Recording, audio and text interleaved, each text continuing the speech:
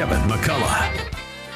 All right, for just another 6 minutes or so, we have Peyton McNabb still with us. And Peyton, as I was listening to your story in the last segment, I just, I'm a dad that really loves my daughter.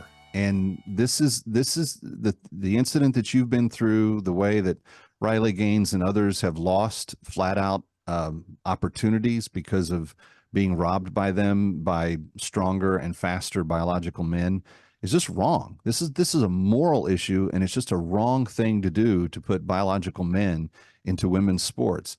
But I'm curious, now that you've somewhat recovered, but you're still dealing with the after effects of the incident, and I don't call it an accident. This was entirely avoidable. That team never should have had a biological male playing on it. But now that you're a couple of years down the road, do you sense that what you're doing is important in terms of speaking out and drawing attention to this issue? Oh, absolutely. I think that's a big point of this bus tour that we're on, the Our Bodies, Our Sports bus tour. It's because it's really getting the word out there. A lot of people don't even know this is happening. And this is just a really good way to keep speaking out, keep standing up for what's right, and keep spreading the word. And courage begets courage. And more people will start speaking out if more people keep pushing each other and getting the word out there. So that's really the whole point. We're just trying to make everything right and stop all this crazy stuff. Insanity. Well, and I want to be very clear. I don't want people to think that you're saying things that you're not saying. You're not saying that you don't have compassion for people that have gender dysphoria or anything else. But when it comes to competing in sports, biological men should compete against biological men, and biological women should compete against biological women. That does not seem to me to be a very hard concept to get across. Yeah, you would think. I mean, these are basic truths that we're having to stand up and fight for. And yeah, like you said, I mean, this is an anti-anyone issue. This is a pro-woman, and that's our whole point in this. We're not saying that no one can play sports.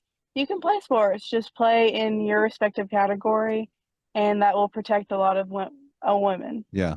As you've been out on the road with the bus tour and going different places, what are people telling you when you've told your story and you've had a chance to speak up? Are there others that are reaching out saying, I've experienced something similar and I'm so glad you're doing it?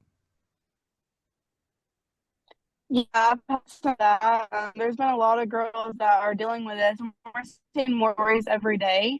So that just shows itself. But there are a lot of people behind the scenes that do reach out, that they're afraid to speak up, but they thank you for all you're doing. And there's really nothing to be afraid of. That's what we all try to tell them, because what are they going to do? I don't understand why people would be afraid, because this is the truth. And if you're fighting for what's right, then it shouldn't matter what anyone else thinks.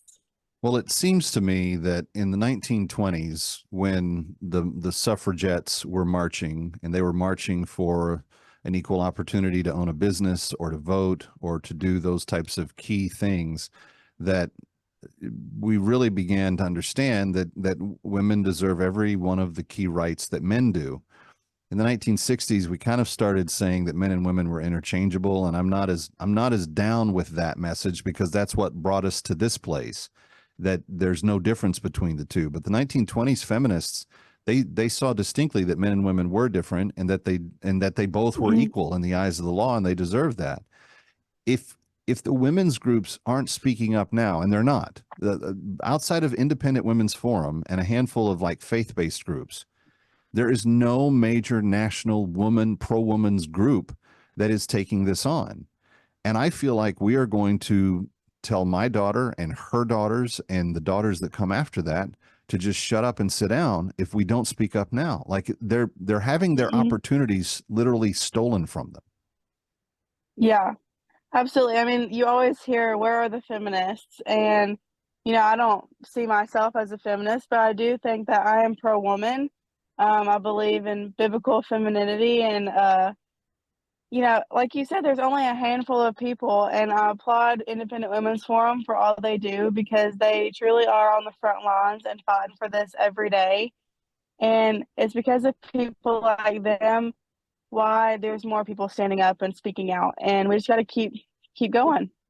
Well, at this microphone and at this camera, we are not going to stop screaming the truth at every opportunity. And you coming on to tell your story helps me do that better. I understand I'm a flawed messenger. As a man, I'm not going to face the types of discrimination and pain that you guys are, but I am an advocate. I'm in your corner and I'm fighting hard. All right, Peyton McNabb, thank you for being with us. Kevin McCullough coming right back from Times Square. Don't turn that dial. Stick around for more of That Kevin. Next, That Kevin Show with Kevin McCullough.